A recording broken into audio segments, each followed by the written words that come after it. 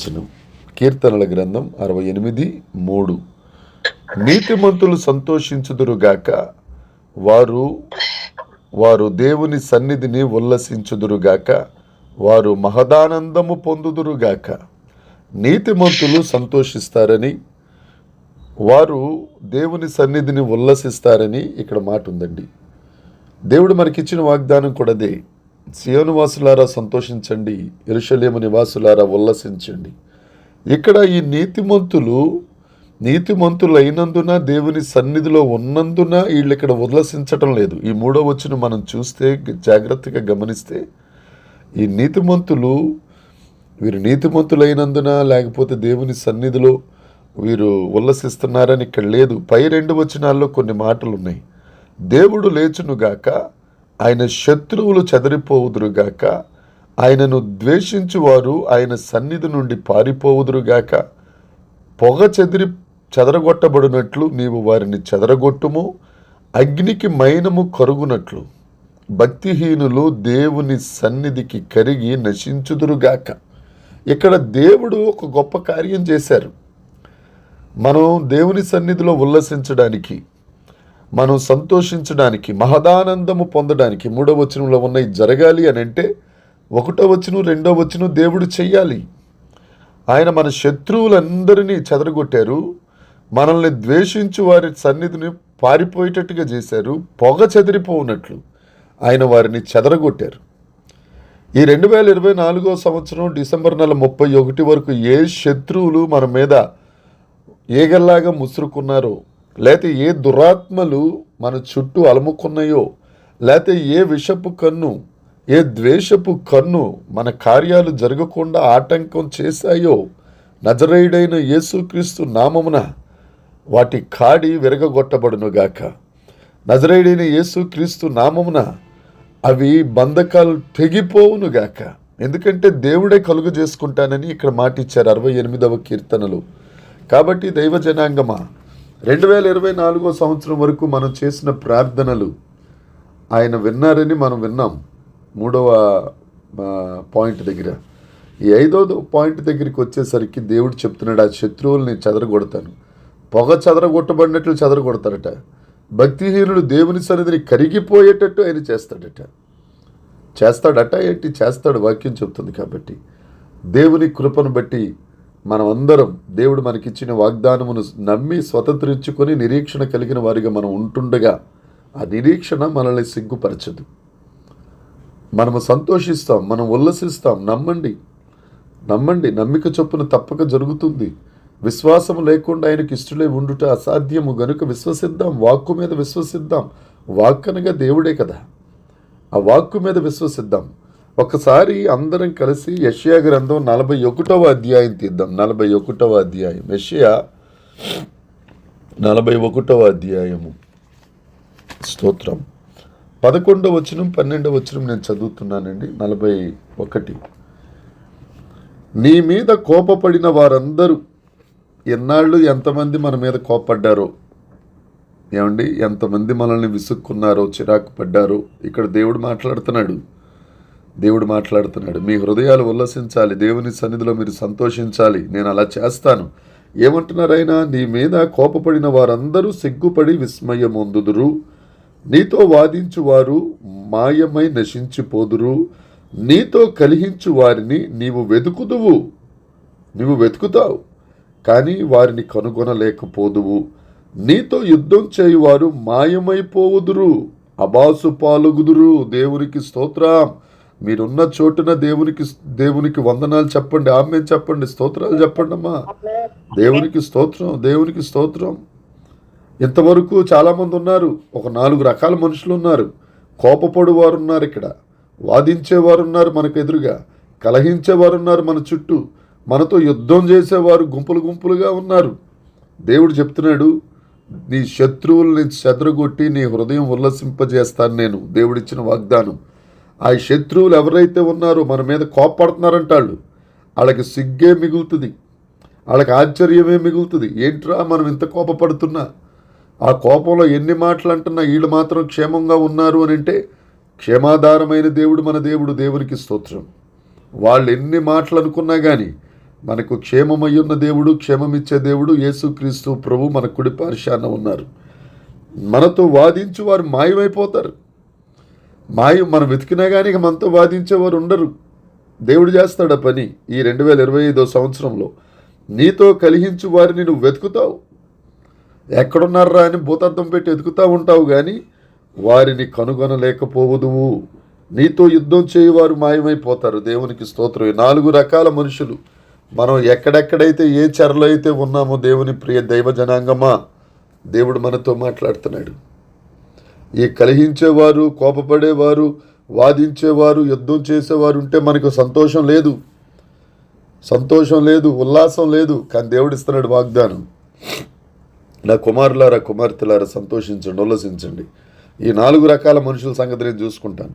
మీ శత్రువులు మాయమైపోయేటట్టుగా చేస్తాను. ఇందా మనం పాడుకున్న పాట, మిమ్మును ముట్టినవాడు, మనల్ని ముట్టినవాడు ఆయన కనిగుడ్డును ముట్టినట్టు. కాబట్టి ఇంక శత్రువులు అనేవారు ఉండరు. నమ్మి యేసునామన్న శత్రువులు నశించిపోవుదురుగాక, శత్రువులు తొలగిపోవుదురుగాక. మనకు పెద్ద శత్రువైన అపవాది క్రియలు, అపవాది కార్యములు, మనకు అడ్డు తగులుతున్న సాతాను యొక్క కుయుక్తులు యేసు నామమున ఈ సంవత్సరం తొలగిపోవునుగాక. ఆమేన్, ఆమేన్. దేవునికి స్తోత్రం. దేవుడు అద్భుతం చేస్తున్నారు. ఆయన మనతో నిబంధన చేస్తున్నారు. తప్పక అది నెరవేరుస్తారు.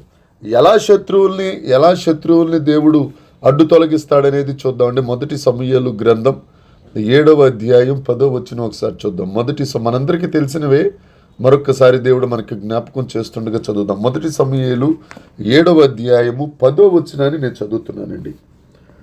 సమూయేలు దహన బలి అర్పించుచుండగా ఫిలిష్తీయులు యుద్ధము చేయుటకే ఇశ్రాయేలీల మీదికి వచ్చిరి. అయితే యెహోవా దినమున ఫిలిష్తీయుల మీద మెండుగా ఉరుములు ఉరిమించి వారిని తారుమారు చేయగా ఇశ్రాయేలీల చేత వారు ఓడిపోయిరి. 33,000 మంది చనిపోయారు. ఇక్కడ ఎబెనేజరు అనే ప్రదేశంలో వాళ్ళు చనిపోతున్నారు. మందసం పట్టబడిపోయిందని సమూయేలు గారు వచ్చి దహన బలి అర్పిస్తూ ఉండగా మళ్ళా ఫిలిష్తీయులు వచ్చారు. మళ్ళా యుద్ధానికి వాళ్ళు యుద్ధం చేయడానికి సిద్ధపడ్డారు. మనం చదువుకున్నాం కదండి, 4 రకాల వీళ్ళే. అయితే దేవుడు కలుగు చేసుకున్నాడు. ఇశ్రాయేలీలు ఏం చేయలేదు, కానీ అక్కడ ఉంది కదా, ఆ యెహోవా దినమున ఫిలిష్తీయుల మీద మెండుగా ఉరుములు ఉరిమించి వారిని తారుమారు చేసేసాడు. దేవునికి స్తోత్రం. యేసు నామమున ఈ 2025 సంవత్సరంలో మన పిల్లల విషయంలో కానీ, ఏమండి, మన కుటుంబ విషయంలో కానీ, మన సంఘ విషయంలో కానీ ఎవరైతే శత్రువు వచ్చి ఏ మాటలు మాట్లాడుతున్నారో, ఈ సంఘం వర్ధిల్లకుండునుగాక అంటే అది తారుమారు చేస్తాడు దేవుడు. ఆయన వర్ధిల్లకుండా అయిపోతాడు. మన పిల్లల మీద ఏమన్నా లేని మాటలు మాట్లాడుతూ ఉంటే తారుమారు చేస్తాడు ఆ మాట. నమ్మండి. దేవునికి స్తోత్రం. ఇది దేవుడు చేసే కార్యం.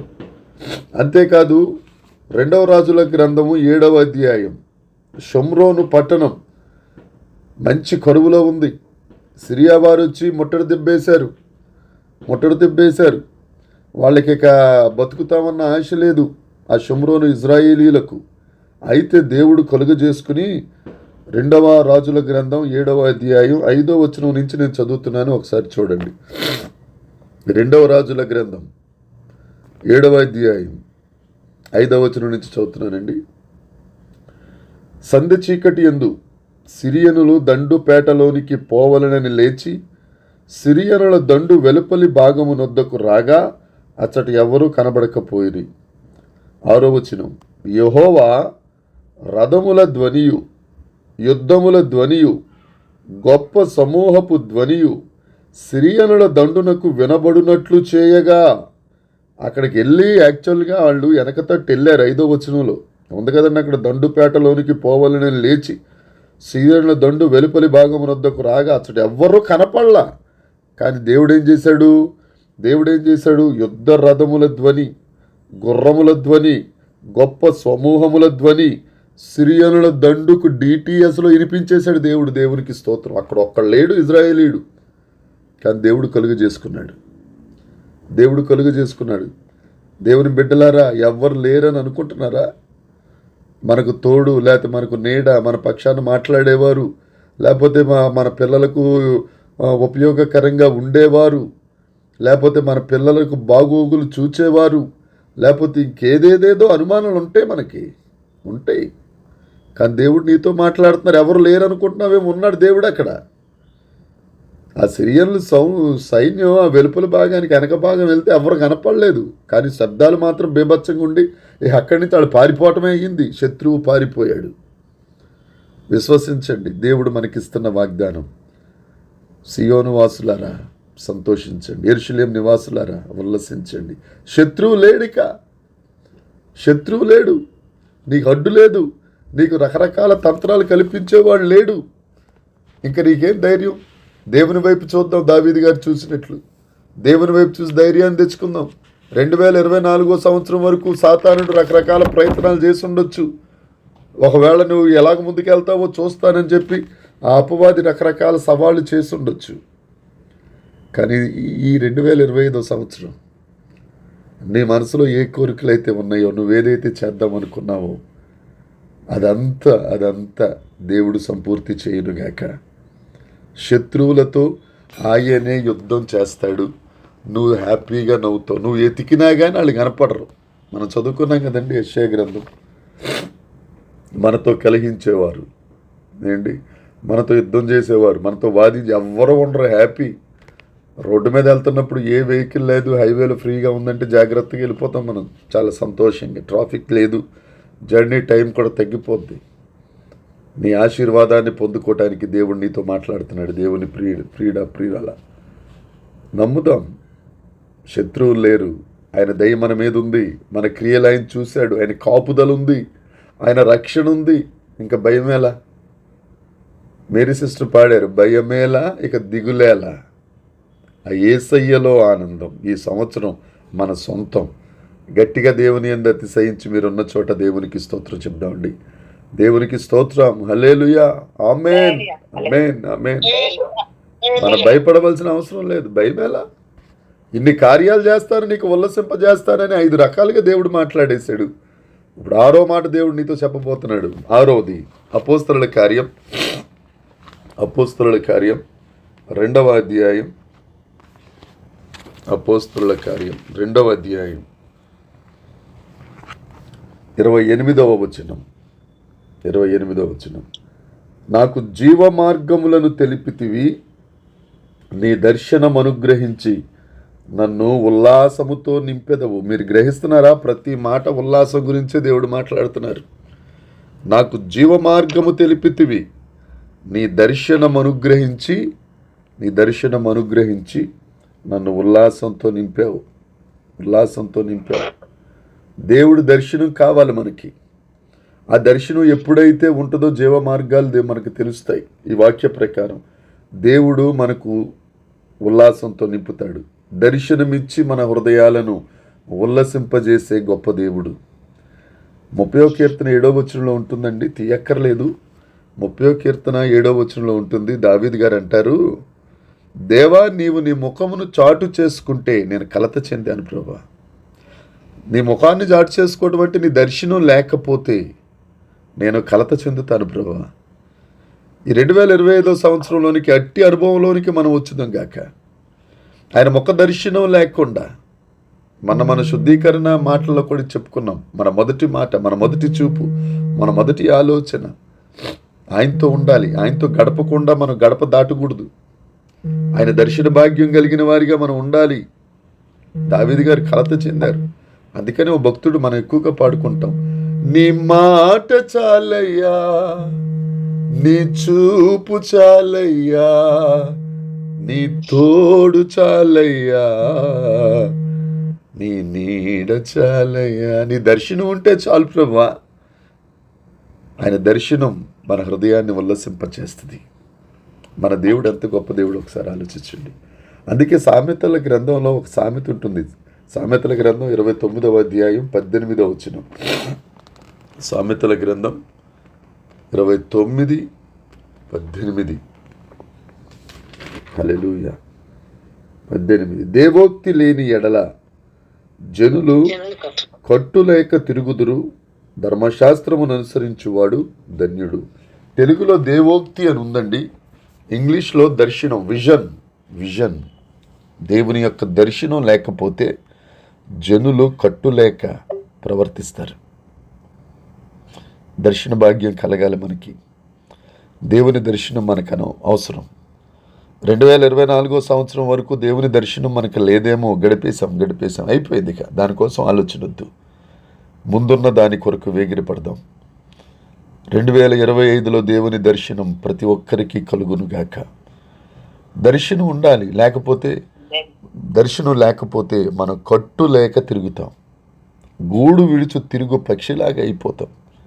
గూడు విడిచి తిరగకూడదు, సంఘం విడిచి తిరగకూడదు, దేవుడిని విడిచి తిరగకూడదు, దేవుని సన్నిధి దాటిపోకూడదు. దర్శనం లేకపోతే ఇవన్నీ జరుగుతాయి. దేవుడి దగ్గర ప్రాధేయపడతాం. ప్రభువా, నాయన శత్రువుల్ని తీసేసావు, కాపుదలు ఇచ్చావు, దైవ కృప ఇచ్చావు, క్రియలు ఆమేనన్నావు, నీ రక్షణ ఇచ్చావు, నీ దర్శనం కూడా దయచేయి ప్రభువా. దర్శనం కూడా దయచేయి. దర్శనం హృదయాన్ని ఉల్లసింపచేస్తుంది. దావీదు గారు ఇంకొక మాట అంటాడు కదా, నేను నీ దగ్గర ఒక వరం అడిగాను ప్రభువా. ఏమిటట ఆ వరం? కీర్తనల గ్రంథం 27వ కీర్తన, మన పాట కూడా పాడతాం. అది కీర్తనలు 27:4 వచనం ఒకసారి చూడండి. అక్కడ ఉంటుంది కదా, యెహోవా యొద్ద ఒక వరం అడిగి తిని నేను దానిని వెతుకుచున్నాను. యెహోవా ప్రసన్నతను చూచుటకును ఆయన ఆలయములో ధ్యానించుటకును నా జీవితకాలమంతా నేను యెహోవా మందిరములో నివసింపగోరుచున్నాను. దేవుడి దగ్గర ఒక వరం అడిగాడు ఒక రాజు.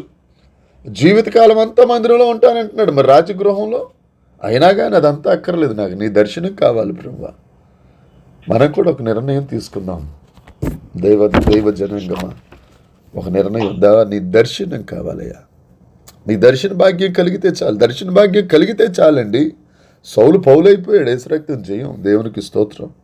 సౌలు పౌలైపోయాడు, దేవుని దర్శన భాగ్యం కలిగింది. విగ్రహాల వ్యాపారి, విశ్వాసులకు తండ్రి అయిపోయాడు, దేవునికి స్తోత్రం. దర్శన భాగ్యం. దేవుని దర్శనం కలిగితే మనలో రూపాంతరం వస్తుంది, మన హృదయం ఉల్లసిస్తుంది. ఆల్రెడీ దేవుడు దర్శనమిస్తాడని ప్రవచనం ఉంది పాత నిబంధన గ్రంథంలో. చూద్దాం ఒకసారి అది కూడా. యోవేలు గ్రంథం 2వ అధ్యాయం 22వ వచనం ఒకసారి చూద్దాం. యోవేలు గ్రంథం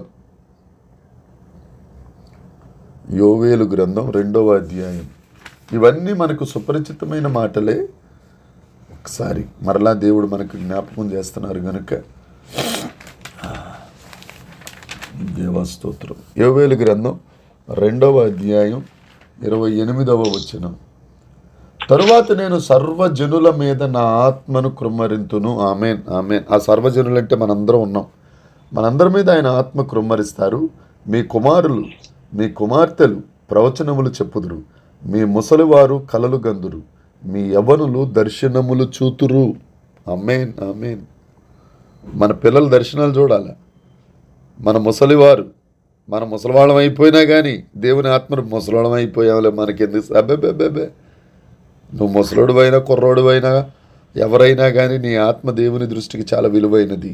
ఆయన సర్వజనుల మీద, నువ్వు ముసలవని ముతకవని ఏమవని ఎలా ఉండని, యేసు రక్తం జయం, నీ మీద దేవుడు ఆత్మను కుమ్మరిస్తాడు. మన పిల్లలు ప్రవచనాలు చెప్తారు, మన ముసలోడమైన మన కలలకంటాం. మన యవ్వనులు, మనకు యవ్వనులు ఉన్నారు కదండి, మన యవ్వనులు దర్శనాలు చూద్దురుగాక. సంఘము యావత్తు దర్శనము పొందిన సంఘంగా మన సంఘం ఉండునుగాక. ఎందుకంటే సంఘానికి దర్శనం చాలా ప్రాముఖ్యం.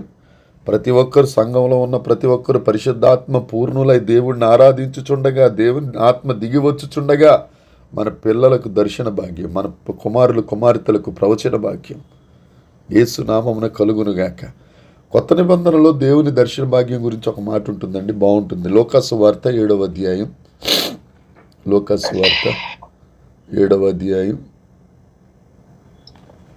హల్లెలూయా. నాయీను విధవరాలు తన భర్త చచ్చిపోయాడు, కొడుకు కూడా చచ్చిపోయాడు పాపం. 2 మగోళ్ళని పోగొట్టుకుంది ఆవిడ, విధవరాలు అయిపోయింది. కొడుకు చచ్చిపోయిన తర్వాత కొడుకు పాడినెత్తుకుని ఊరి బయటకు వస్తుండగా యేసుక్రీస్తు ప్రభు వారికి ఎదురుగుండా వెళ్తున్నారు. ఆ పాడిని ముట్టగా ఆ కుమారుడు బ్రతికాడు. బ్రతికితే అక్కడ ఉన్న వారు ఏమనుకుంటున్నారో చూద్దాం. 15వ వచనం 16వ వచనం, లోకాసు వార్త 7వ అధ్యాయం 15వ వచనం 16వ వచనం. చిన్నవాడ లెమ్మని నీత చెప్పండి, చదవండి. సమాచారము అమ్మా అది కాదు మీరు చదివిందే కరెక్ట్. 15 చిన్నవాడ లెమ్మని నీతో చెప్పుచున్నాననగా ఆ చనిపోయిన వాడు లేచి కూర్చుండి మాటలాడసాగాను. ఆయన అతని తల్లికి అప్పగించాను. అందరూ భయక్రాంతులై మనలో గొప్ప ప్రవక్త బయలుదేరి ఉన్నాడనియు దేవుడు తన దర్శనం అనుగ్రహించి ఉన్నాడనియు దేవుని మహిమపరిచింది. ఏమందట? దేవుడు తన ప్రజలకు దర్శన భాగ్యము. దేవునికి స్తోత్రం, దేవునికి స్తోత్రం. దేవుడు మనకు కూడా తన దర్శన భాగ్యం అనుగ్రహించునుగాక. ఆమేన్, ఆమేన్, ఆమేన్, ఆమేన్. అక్కడ చిన్నవాడ లెమ్మని నీతో చెప్పుచున్నాననగా ఆ చనిపోయిన వాడు లేచి కూర్చుండి మాట్లాడసాగెను. 2024 వరకు ఏవైతే చచ్చిపడిపోయి ఉన్నాయో కార్యాలు, మనం ఏ ఆశీర్వాదాల కొరకైతే ఎదురు చూస్తున్నామో ఆ ఆశీర్వాదాలన్నీ చచ్చిన స్థితిలో ఉన్నాయి. అవి కంప్లీట్ అవ్వట్లేదు, కార్యరూపం దాల్చట్లేదు. కొన్ని వాటితో దేవుడు మాట్లాడుతున్నాడు. ఆ చచ్చిపోయిన కుమారుని లెమ్మనగానే ఏ విధంగా అయితే చనిపోయిన వాడు లేచాడో, యేసు నామమున ఈ మట్టి బొమ్మను దేవుడు ఉపయోగించుకుని దేవుడు ఆజ్ఞాపిస్తున్నాడు. నజరేయుడైన యేసుక్రీస్తు నామమున ఈ కాన్ఫరెన్స్ రాని వారికి, సంఘస్థులకు, సకల పరిశుద్ధులందరికీ ఈ 2024 వరకు ఏ కార్యాలైతే చచ్చుబడిపోయినాయో యేసు నామమున అవన్నీ కార్యరూపము దాల్చునుగాక. వారందరూ ఆశీర్వదించబడుదురుగాక. దేవుని యొక్క దర్శన భాగ్యం ప్రతి ఒక్కరూ పొందుకొందుదురుగాక. దేవుడు మన కుటుంబాల్లో సూచక క్రియలు, మన కుటుంబాల్లో మహత్కార్యాలు, మన కుటుంబాల్లో ఆశ్చర్యకార్యాలు, మన సంఘంలో ఆశ్చర్యకార్యాలు, సంఘమంతటా, సార్వత్రిక సంఘమంతటా గొప్ప కార్యాలు జరుగుతుండగా యేసే దేవుడని ప్రపంచము ముక్త కంఠముతో దేవుణ్ణి మహిమపరచునుగాక. దేవునికి వ్యతిరేకంగా నిలబడిన ఆర్ఎస్ఎస్ అయినా ఏఎస్ఎస్ అయినా యేసు నామమున తొలగిపోవునుగాక.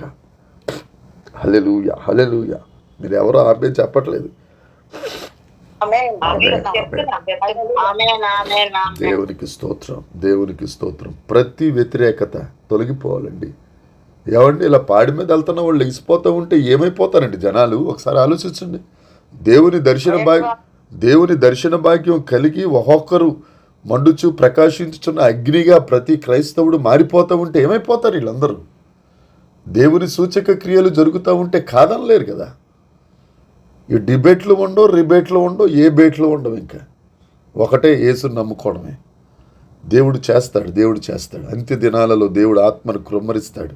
యోవేల్లో మనం చదువుకున్న సర్వజనుల మీద తన ఆత్మను కృమ్మరించి దర్శన భాగ్యము కలుగ చేయునుగాక. ఎందుకంటే మనము చూడక మనం దేవుణ్ణి నమ్ముకున్నాం. వారందరూ చూసి నమ్ముకున్నారు, చూడక నమ్ముకున్నాం. మనకు మొదట ఆ దర్శన భాగ్యం దేవుడు అనుగ్రహించి మండుచూ ప్రకాశించుచున్న అగ్నిగా మన కుమారులను, కుమార్తెలను, ముసలివారును, యవనులు దర్శనాలు చూసేటట్టుగా దేవుడు అనుగ్రహించి వారి ద్వారా దేవుడు దేశమును కదుల్చునుగాక. సంఘం చిన్నదే, మంట చిన్నదే, అగ్ని అయిపోయి అరణ్యాలను తగలబెట్టేస్తుంది.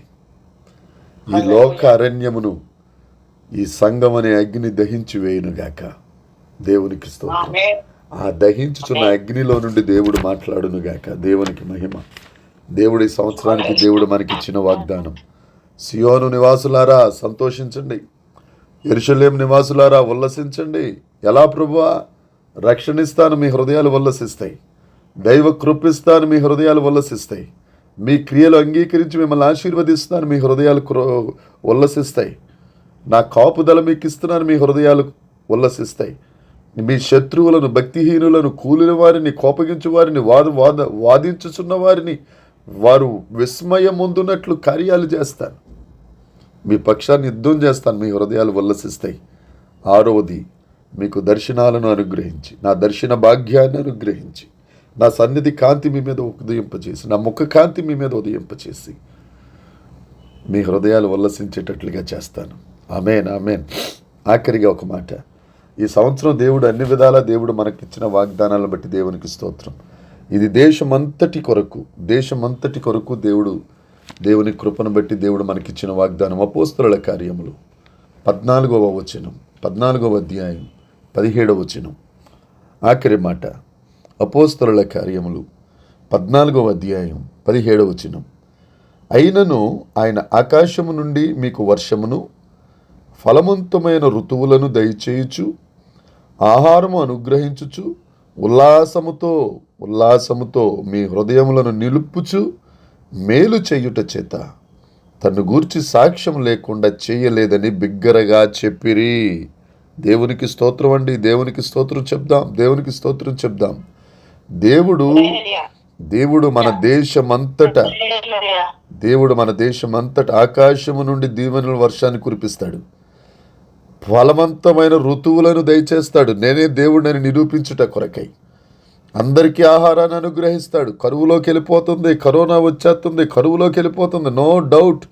మనం దేవుడిని నమ్ముకుని దేవుని యందు వైరాగ్యము కలిగిన వారమై దేవుని యందు సంతోషించుచు ఉల్లసించుచుండగా రక్షణ దయచేసిన దేవుడు, దైవ కృపిచ్చిన దేవుడు, మన క్రియలను అంగీకరించి మేలులు చేయుచున్న దేవుడు, కాపుదలు ఇచ్చిన దేవుడు, శత్రువులను నడుము విరగొట్టిన దేవుడు, దర్శనమిచ్చిన దేవుడు, మన ద్వారా అందరికీ దైవవాక్యమనే ఆహారమును విత్తుచుండగా ఆ కరువులో సమృద్ధి కలుగునుగాక. ఆ కరువులో అనేకులు దేవుని వైపు చూచుదురుగాక. ఇది దేశమంతటి కొరకు దేవుడిచ్చిన వాగ్దానం. దేశమంతటి మీద ఆకాశం నుండి వర్షం, ఫలవంతమైన ఋతువులు, ఆహారం, ఉల్లాసముతో మన హృదయాలు ఆయన నింపుతాడు, మేలు చేస్తాడు. దేవునికి స్తోత్రం. 2024 వరకు ఈ వాగ్దానం ఎలా అంటే, యోసేపు ప్రపంచాన్నంతటినీ పోషించడానికి, ప్రపంచమంతటికి ఆశీర్వాదకరంగా ఉండడానికి యోసేపును దేవుడు ఏ విధంగా నిర్ణయించుకున్నాడో. ఒక కరువు రాబోతుంది. అది వాక్యం అనే కరువు కావచ్చు, లేకపోతే కరోనా వలన ఆరోగ్యం అనే కరువు కావచ్చు, లేకపోతే క్రైస్తవత్వం అనే కరువు కావచ్చు. ఈ కరువులో దేవుడు మనలను 10 మందికి ఆహారం పెట్టేవాడిగా దీవించబోతున్నాడు. దేవునికి స్తోత్రం. నమ్మిన వారు దేవునికి స్తోత్రం చెప్దామండి. ఈ 10 మందికి నేను ఉజ్జాయింపుగా 10 మంది చెప్పాను. ఏమండి, వారిలో ఒంటరి అయిన వాడు ఏమనంటాడు దేవుడు? వారిలో ఒంటరి అయిన వాడు